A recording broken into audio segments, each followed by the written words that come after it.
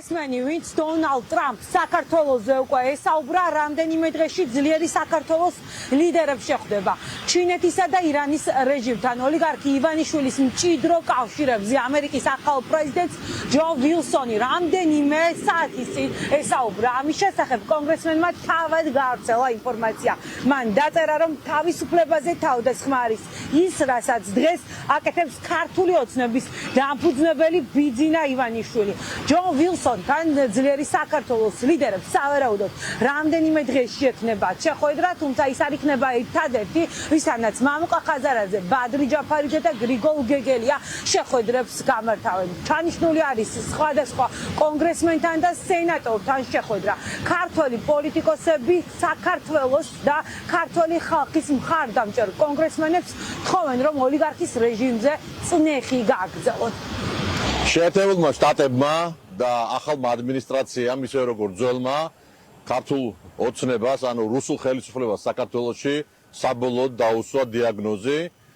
ეს არის ძალა, რომელიც ემსახურება რუსეთის ხელისუფლებას საქართველოში და ყველანაირად ხელს უშლის ჩვენი ქვეყნის გაერთიანებას და კავშირებს იმ დასალურ კურსს, რომელიც ჩვენმა მოქალაქეებმა, ჩვენმა საზოგადოებამ აირჩია.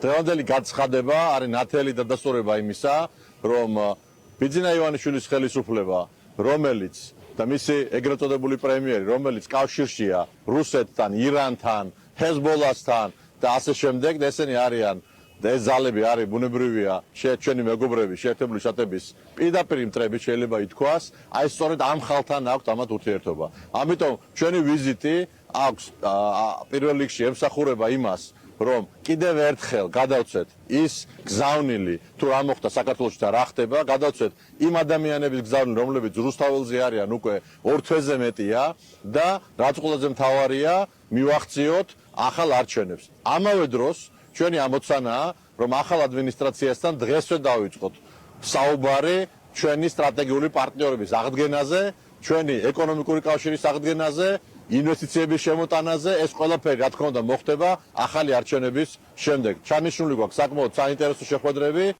ზუსტად ერთ კვირაში ვაშინგტონში ახალი ადმინისტრაცია დაიწყებს მუშაობას. ქართული ოცნებისთვის 20 იანვარი იყო თარიღი, როდესაც ამერიკასთან გადატვირთვის პოლიტიკა უნდა დაიწყო, თუმცა გეგმა წყალში ჩაუვარდა. ურთიერთობის დათმობის ნაცვლად შესაძლოა ქართულმა ოცნებამ უფრო მძიმე დამანგრეველი სანქციები მიიღოს. სიგნალები უკვე ჩანს, გამაფრთხილებელი გზავნილები ვაშინგტონისგან, ტრამპის ადმინისტრაციისგან პრაქტიკულად ყოველდღიურად იგზავნება. ასე ახლოს ბიძინა ივანიშვილი და მისი ოჯახის წევრები არასდროს არ ყოფილან შავსიებთან. სანქციები სავარაუდოდ მისი ოჯახის წევრებს, ოლიგარქის ოჯახის წევრებსაც ელოდება და ეს მხოლოდ სავიზო აკრძალვები არ იქნება.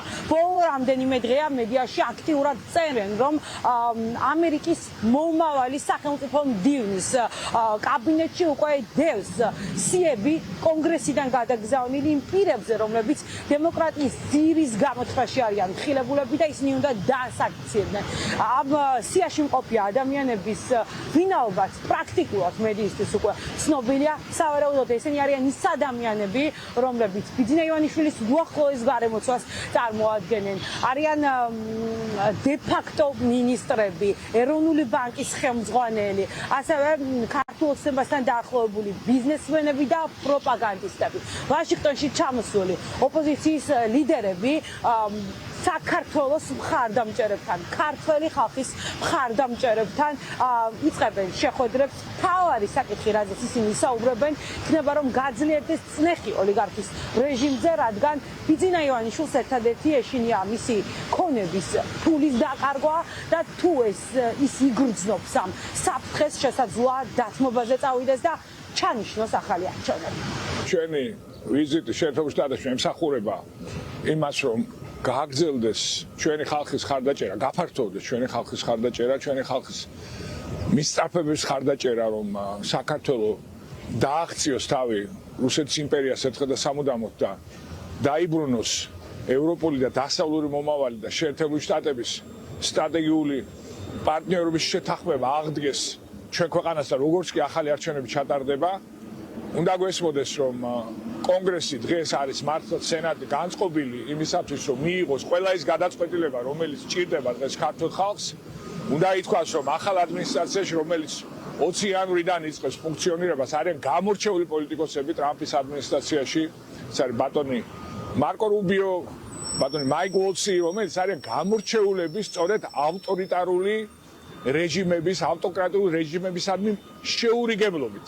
ამიტომ მე ველოდები, რა თქმა უნდა, იმას, რომ ნაბიჯები კიდევ უფრო მეტად დაჩქარდება ქართული ხალხის მხარდაჭერის კუთხით და ყველა ის ძალისხმევა, რომელიც აუცილებელია იმისათვის, რომ საქართველოში დაინიშნოს ახალი არჩევნები და ის ჩატარდეს თავისუფლად და სამართლიან პირობებში, აუცილებლად იქნება შეერთებული შტატების მხრიდან ძალიან კაფეოდ ხარდაჭერილი და მე სწორედ ამ მოლაპარაკებებს ვაპირებ ეს თემები წამოვჭრა ჩვენს პარტნიორებთან. ჩვენ ვიწყებთ შეხვედრების ძალიან დიდ და მნიშვნელოვან რაუნდს, გვექნება შეხვედრები ამერიკის შეერთებული შტატების სენატში, კონგრესში, სახელმწიფო დეპარტამენტში, გვექნება შეხვედრები რესპუბლიკური პარტიის საპარლამენტო ლიდერშიპთან და ბუნებრივია გვექნება საუბარი იმაზე, რომ საქართველოს ხალხს სჭირდება განგრძობითი მხარდაჭერა ამერიკის შეერთებული შტატებიდან, რომ არავინ ბუნებრივია განგრძობიტად არ უნდა აღიაროს საქართველოს თვითმართველია ხელისუფლება და რომ რა თქმა უნდა ახალი არჩევნები და პოლიტპატრიოტების გათავისუფლება არის ერთადერთი გზა წინ აი ძიმე პოლიტიკური კრიზისიდან გამოსვლის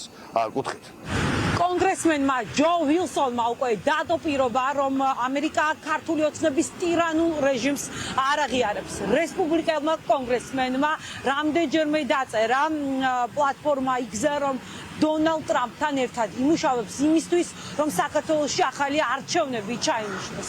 ახალი არჩევნები იქნება სწორედ ის მთავარი თემა, რასთან დაკავშირებითაც ძლიერი საქართველოს ლიდერები ვაშინგტონში ოფიციალური შეხვედრების დროს ისაუბრებენ.